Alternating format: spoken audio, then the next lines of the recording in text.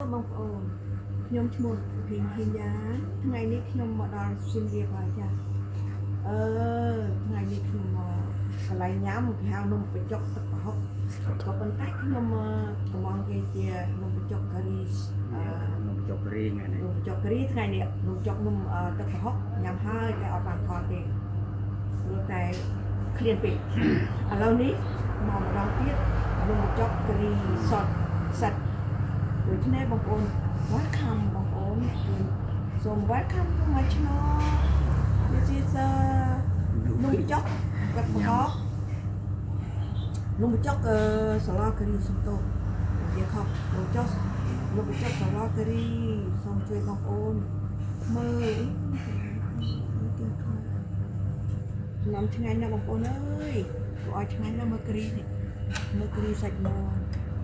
មើលទៅគួរឆ្ងាញ់ណាស់ឆ្ងាញ់យើងតញ៉ាំនេះប៉ុណ្ណឹងលេខខាត់មុនហើយវាឆ្មាទេមកដាក់ទៅ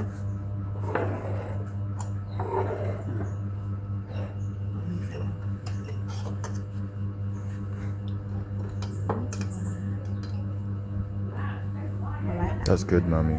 ម៉ែដាក់ខ្លួនឯងណា That jam with it, ne? អាពី យកតង់ទេទៅគូឆ្មា បាទដាក់ចាន ថតយក ថតទៅអស់ដាក់ទៅ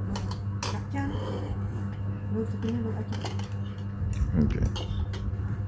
ម៉ូម៉ែប៉ានេះម៉ូ That's good, yeah. ទុកមួយសិន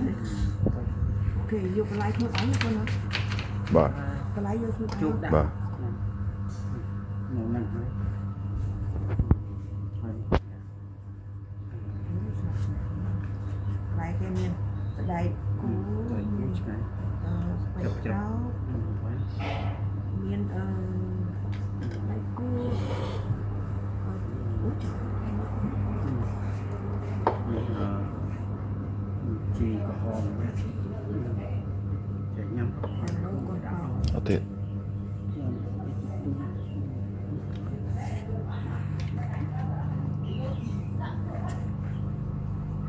សំបានមកនេះ